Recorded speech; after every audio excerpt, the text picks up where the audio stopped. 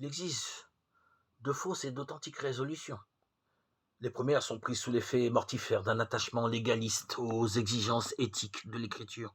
Elles sont le fruit d'une illusion fondamentale dans la droite ligne du péché d'Adam.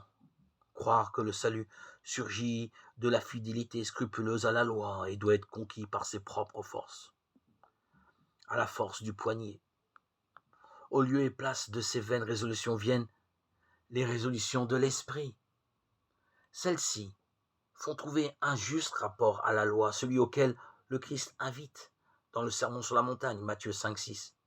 Ni déni pervers, car, dit Jésus, je ne suis pas venu abolir la loi, mais l'accomplir, Matthieu 5, 17. Ni soumission légaliste, dont le fruit est l'hypocrisie.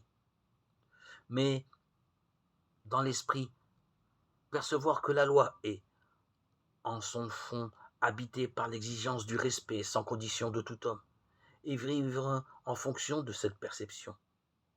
Il faut avoir été témoin de conversion pour réaliser combien il n'y a rien de commun entre la volonté qu'étant.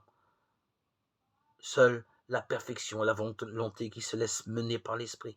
La première est prise dans un courant qui accroît sans cesse tension et dépit. La seconde est portée par le courant de la joyeuse insouciance de qui se sait sauver et animée par l'amour d'un père bien aimant, dont la loi est bienfaisante.